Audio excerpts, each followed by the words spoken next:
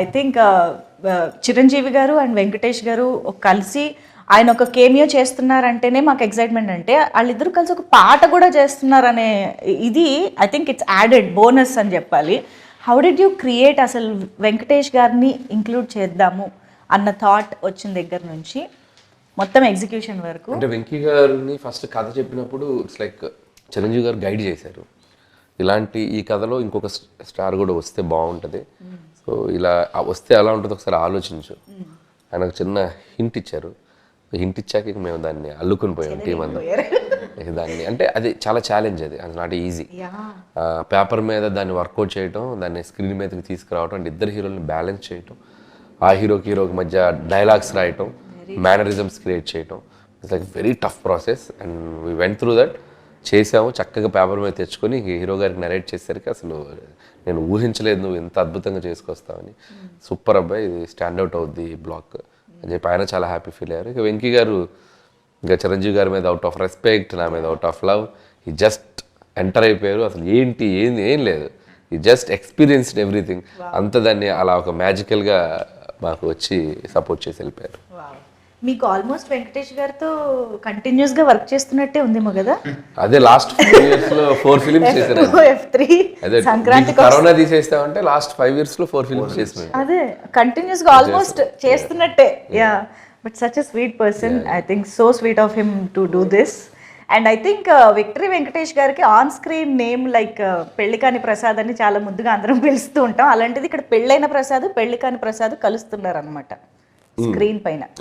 పెళ్ళైన మన శంకర వరప్రసాద్ గారు ఆ యాంగిల్లో ఏమైనా వర్కౌట్ చేయాలి. బాగా గెస్ చేశారు మీరు. రియల్లీ చాలా మంచి గెస్ అయ్యింది. Okay, let's see. బట్ ఆయన పేరు ప్రసాద్ కాదు, సినిమాలో కాదు, వెంకీ గౌడ. ఎస్ చెప్పారు కదా, ఫ్రమ్ బెంగళూరు. మంచి మాస్ కర్ణాటక. ఓకే, సో ఇక్కడ సింగిల్ హ్యాండ్ గణేష్ బయటకు వస్తున్నారా? లేదు, వెంకీ గౌడనే. అసలు టోటల్ ఆ వైబ్ వేరు, టోటల్ వైబ్, టోటల్ ఆయన యాటిట్యూడ్ కంప్లీట్ డిఫరెంట్గా ఉంటుంది. అవునా? ఓకే, సో చూసిన ఆడియన్స్గా, ప్రొడ్యూసర్స్గా పక్కన పెట్టేస్తే ఆడియన్స్గా what was your reaction on set? కానీ అసలు on set and on screen is the same vibe with Anil గారు. మనకి మీకు స్క్రీన్ మీద ఎంత ఫన్ చూపిస్తారో ఆన్ సెట్ అంతే ఫన్, అంతే ఎనర్జీ. అది జస్ట్ ఆయన టైమింగ్లో కాదు, ఆయన పాజిటివ్ యాటిట్యూడ్లోంచి వస్తుంది. So that was the best thing. But cinema చూసిన తర్వాత అంటే whatever we were seeing కొద్దిగా, బట్ అది చూసిన తర్వాత అనిపించింది ఎప్పుడెప్పుడు ఆడియన్స్తో ఇది షేర్, ఇది ఫ్యామిలీ ఎంటర్టైనర్ అనేసరికి we want to share it with everybody. So అందరూ చూడాలి, అందరూ ఎంజాయ్ చేయాలి, దాని గురించి అందరూ కూర్చుని మాట్లాడుకోవాలి, అది అలా అనిపించింది. That is a feeling. నేను మూవీ కూడా అదే అంటా ఉన్నా అనిల్తో, నేను థియేటర్లో సినిమా చూస్తాను, నేను చూడని సినిమా చూపెట్టద్దని కూడా అన్నాను. ఎందుకంటే నాకు ఆడియన్స్తో ఎంజాయ్ చేయాలి సినిమా అని. థియేటర్ చూడలేదండి సినిమా. నేను ఒక్కోసారి మిక్సింగ్ అక్కడికి వెళ్ళినా సరే వెళ్ళిపోయాను బయటికి, 2 నిమిషాలు ఉంటే వెళ్ళిపోయాడిని. నేను పబ్లిక్లో చూస్తాను సినిమా, ఎంజాయ్ చేస్తాను ఆడియన్స్తో, ఫస్ట్ వన్ ఎంజాయ్ చేయాలని. ఎందుకంటే అంత పెద్ద స్టార్స్తో పనిచేసాం కదా, it's a great experience. So అది మనం అలా చూడటం కన్నా ఒక క్రౌడ్లో చూస్తేనే we can enjoy the movie అని నేను ఒక ఫస్ట్ హాఫ్ చూశారు అది ఫ్లోలో, అంటే without RR dialogue double positive చూశారు. అక్కడే చాలా నాకు ఇంక నేను సెకండ్ హాఫ్ చూడండి థియేటర్లో చూస్తాను. ఫస్ట్ హాఫ్తో సినిమా అర్థమైపోయింది, చాలా బాగుంది. Sure, we are eagerly waiting for both their energies. అంటే మాకు అయితే మొన్న స్టేజ్ పైన చూస్తే ఇద్దరు ఏ కాలేజ్ స్టూడెంట్స్ అని అడగాలనిపించింది చిరంజీవి గారిని, వెంకటేష్ గారిని. ఆ రేంజ్ అపియరెన్స్ కానీ ఎనర్జీ కానీ అన్ని విధాలుగా అలా ఉన్నారు. So eagerly waiting. And I think Anil గారు అండ్ చిరంజీవి గారి కాంబినేషన్లో మాకు కొత్తగా చిరంజీవి గారు కనిపించబోతున్నారు అన్న దాంట్లో I think action part of it, NSA agent, so ఆ పార్ట్ అసలు ఎలా ఉండబోతుంది? బికాజ్ చాలామంది స్వాగ్ గురించి మాట్లాడుతున్నారు, ఎస్పెషల్గా చిరంజీవి గారి అపియరెన్స్లో. So what you? నాకు ఫస్ట్ నుంచి ఆయన్ని సినిమా మొత్తం ఇలా క్లాస్ లుక్లో చూడాలని కోరిక. మీరు చూస్తే ఖైదీ నంబర్ 150 కానీ, సైరా అంటే హిస్టారికల్ ఫిల్ము, గాడ్ ఫాదర్లో కొద్దిగా సాల్ట్ అండ్ పెప్పర్ పెద్దరికంగా ఉంటారు, వాళ్ళ తెలుగులో కంప్లీట్ మాస్. మీరు ఏ సినిమా చూసినా కంప్లీట్ మాస్లో కనిపించారు. అసలు ఎంత బాగున్నారు హ్యాండ్సమ్గా. సో నేను ఆ క్యారెక్టరైజేషనే ఫిక్స్ అయింది. ఈయన సినిమా అంతా సూట్లు, టీషర్ట్లు, క్లాస్గా ఉండడానికి క్యారెక్టర్ రాసేది. ఫస్ట్ ముందు లుక్ సినిమా అంతా ఒకలా ఉంటుంది, అందంగా హ్యాండ్సమ్గా కనబడతారు ఆయన అని చెప్పి ఆ నేషనల్ సెక్యూరిటీ ఏజెంట్ అని ఒక intelligence department IB back drop అని చెప్పి కథ రాసుకున్నాం. ఇంకా దాని నుంచి దానికి ఒక ఫ్యామిలీ డ్రామా లింక్ చేసి ఇక అల్లుకుంటూ వెళ్ళిపోయాం. So that is the secret, ఎందుకు ఆ కథలో క్యారెక్టరేషన్ ఎంచుకోవడానికి, టు షో చిరంజీవి గారి క్లాస్.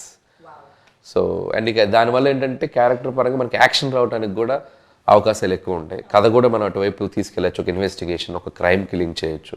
సో బోల్డ్ అవకాశాలు ఉంటాయి మనకి, not only family drama, layers వేయచ్చు అని చెప్పి అది తీసుకున్నాం. దానికి తగ్గట్టుగానే కథ నీట్గా ఆ ఇన్వెస్టిగేషన్, క్రైమ్, యాక్షన్ ఉంటూ వాటిల్లో అద్భుతమైన మన kind of family fun, drama, emotional. Nice nice. Anil Ravipudi గారు ఎంత మంచి డైరెక్టర్, అంతే మంచి యాక్టర్ అని కూడా మనందరికీ తెలుసు. కాబట్టి ఒక్కసారి వేలు చూపించి మాట్లాడతావేంటి అన్నది మీరు చెప్పేస్తే మనం ఫుల్ ఖుష్ అయిపోతాం ఈరోజు. అది నేను చెప్తే ఆయన చెప్పేసి మీరు కూడా బిహేవ్ యువర్ సెల్ఫ్. శశి, వేలు చూపించి మాట్లాడుతున్నావంటే నీకు అంతగా తిట్టాలనుకుంటే లోపలికి వచ్చి తిట్టవా ప్లీజ్, అందరూ వస్తున్నారు. ఈ మధ్య కాలంలో టికెట్ రేట్స్ గురించి జనరల్గా ప్రతి సినిమాకి ముందు ఒక కైండ్ ఆఫ్ డిస్కషన్ జరుగుతుంది. కొన్నిసార్లు ఫ్యాన్స్కి ఒక రకమైన యూనో ఇన్కన్వీనియన్స్ కూడా వస్తుంది. ఇలాంటి సందర్భాల్లో ఐ థింక్ ఇద్దరు ప్రొడ్యూసర్స్ ఇక్కడే ఉన్నారు కాబట్టి మన శంకర వరప్రసాద్ గారు పండుకొస్తున్నారుకి ఆడియన్స్కి టికెట్స్ ఎలా అందుబాటులో ఉండబోతున్నాయి, ప్రైసెస్ గురించి కూడా ఒక్కసారి మీ మాటల్లో చెప్పేస్తే మాకు క్లారిటీ వస్తుంది. టికెట్ ప్రైజెస్ లాస్ట్ ఇయర్ ఏదైతే సంక్రాంతి సినిమాలకు ఉన్నాయో ఆంధ్రాలో అదే ఉన్నాయండి. మనం సపరేట్గా పెంచింది ఏం లేదు. తెలంగాణకు వస్తే డెఫినెట్గా అఫోర్డబుల్ ప్రైజెసే పెట్టాం, కానీ ఏది మన ఆడియన్స్ మీద భారం అయ్యే ప్రైజ్లు అయితే ఏం పెట్టలేదు. అన్నీ చూసుకుని అన్ని సినిమాల కన్నా చెప్పాలంటే పెద్ద సినిమాలతో పోలిస్తే వాటికన్నా తక్కువ రేట్లే మనం తీసుకొచ్చాం. సో ఎక్కడ ఎవరికి ఆ ఇబ్బంది అనేది రాదు. No fancy prices, audience rates. Okay, very very affordable family audience అందరూ కలిసి. మీరు మన సోషల్ మీడియా చూసినా పొద్దున్న మేము చూస్తున్నాము, డెఫినెట్గా అందరూ కూడా అఫోర్డబుల్ ప్రైస్ అని రాస్తున్నారు. ఎవరు దాని గురించి నెగిటివ్గా అసలు ఎక్కడ లేదు. They are happy also. So clear, మనకి ఎటువంటి హైరాణ లేదు, హ్యాపీగా అందరూ కలిసి హ్యాపీగా చూడొచ్చు. అసలు మొత్తం అందరు రిలేటివ్స్ తోటి బల్క్ బుకింగ్స్ చేసుకుని వెళ్ళొచ్చు. 25 టికెట్లు. మేము ఒకవేళ నిజంగా మాకున్న మైండ్ సెట్స్ కూడా ఏదో ఆడియన్స్ మీద బర్డెన్ వేసేద్దాం మైండ్ సెట్స్ ఎవరికీ లేదు ఇక్కడ. అసలు ముందు ఆయన ఒప్పుకోడు. ఆయన ఎందుకంటే నా సినిమా అంటే 10 మంది 20 మంది చూస్తారు అసలు అనేది మా అందరు కూడా అదే ఉంటుంది. అసలు ఆయన కూడా ఒప్పుకోడు. టికెట్ చిరంజీవి గారు కూడా స్ట్రిక్ట్గా చెప్పిన విషయం అది. అస్సలు ఈసారి మాత్రం మీరు ఎటువంటి, ఎందుకంటే ఈ సినిమా ఫ్యామిలీస్ ఎక్కువ వచ్చి చూడాలి, ticket prices don't cross the limits. What is the reasonable, ఆ రీజనబుల్లే పెట్టండి అని మరీ చెప్పారు. అందుకనే మన పాత సంక్రాంతితో పోలిస్తే అయ్యే ఉన్నా అయ్యే పెట్టాం, దాని నుంచి ఎక్కువ చేసింది ఏం లేదు. సూపర్. మీరు సినిమా అయ్యే వరకు సినిమా ఫ్యామిలీలో ఉంటారు, రిలీజ్ టైంకి మా ఫ్యామిలీస్లోకి వచ్చేస్తారు, సైడ్ మార్చేస్తారు మాకు తెలుసు. సో ఇంతకీ ఈ సినిమా తర్వాత ఏం గిఫ్ట్ ఇవ్వబోతున్నారు అనిల్ గారికి? ఈసారి ట్రెండ్ మార్చాడండి మావాడు. ఓహో, ఇప్పుడు ఈ సినిమా పెద్ద బ్లాక్ బస్టర్ అవుతుంది ఎలానో, ఆయనే నాకు కార్ కొనిస్తాను. ఇదేదో బాగుంది. ఓకే, కొత్త ట్రెండ్ ఇది. అదే కదా, మీరే స్టార్ట్ చేస్తున్నారు. నేను ఇస్తాను, ఆయన తీసుకుంటున్నాడు. ఇస్తానని లేదా?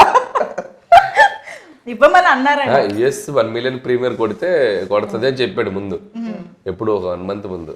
నేను ఎక్సైట్ అయిపోయి కొడితే నీకు మంచి కార్ ఇస్తా అన్న. నేనేదో ఎక్సైట్మెంట్ లో అన్నా, ఇది 1 మిలియన్ అవుతుంది, అది అవుతుంది, ఇప్పుడు కార్ ఏది అంటున్నాడు. కదండి, మాట కదా. బుకింగ్ చేశారా లేదు? మా డైరెక్టర్ మాట నిలబడతాడు. ఇక్కడ ఇంకొంచెం బుక్ చేసేసాం, నన్ను తిట్టుకోవద్దు దయచేసి. అంటే టికెట్ ప్రైసెస్ విషయంలో అయితే సంక్రాంతికి వస్తున్నాము, లాస్ట్ సంక్రాంతి సినిమాలతోనే సేమ్గా ఉంటుందని అంటున్నారు. కానీ ఇక్కడ నాకు ఇంకో డౌట్ వచ్చిందండి, సంక్రాంతికి వస్తున్నాం ఈజ్ ఆల్సో ఫ్యామిలీ ఆడియన్స్కి బాగా నచ్చే జానరా సినిమా. మన శంకర వరప్రసాద్ గారు కూడా ఫ్యామిలీ ఆడియన్స్ అందరు రావాల్సిన సినిమా. బట్ ఓవరాల్గా మీరు ఎలాంటి డిఫరెన్సెస్ చెప్తారు సంక్రాంతికి వస్తున్నాంకి? మన వేరే స్క్రిప్ట్ అండి, అటు రెండు డిఫరెంట్, అంటే రెండు స్టోరీ డిఫరెంట్. అది సంక్రాంతికి వస్తున్నాం అంటే ఒక చిన్నరాజు, ఓ భాగ్యం, ఓ మీనాక్షి, ఒక వైఫ్, ఒక గర్ల్ ఫ్రెండ్, ఒక సెట్ ఆఫ్ ఎంటర్టైన్మెంట్లో వెళ్ళిపోయింది అండ్ క్రైమ్ వెళ్తుంది. అండ్ ఇది వచ్చేసరికి ఒక శంకర వరప్రసాద్ అండ్ ఒక శశిరేఖ, వీళ్ళ మధ్య జరిగే కాన్ఫ్లిక్ట్స్ ఏంటి, వీళ్ళ జర్నీలో జరిగే స్ట్రగుల్స్ ఏంటి, దీంట్లో వచ్చే ఎంటర్టైన్మెంట్స్ ఏంటి, కంప్లీట్ చాలా అంటే రెండు వేరే కథలు. కాబట్టి ఈసారి వేరే డిష్, వేరే టేస్ట్, వేరే flavour, but fun is same. ఆరగించేది ఫ్యామిలీ ఆడియన్సే. వాళ్ళు పొందే ఫన్ చూసారా, అది సేమ్ ఉంటుంది. వెయిటింగ్. ఓకే, సో ఇప్పుడు మనం మన సంక్రాంతి సెగ్మెంట్లోకి వెళ్ళిపోదాము. సో మనకేంటంటే సంక్రాంతి అనగా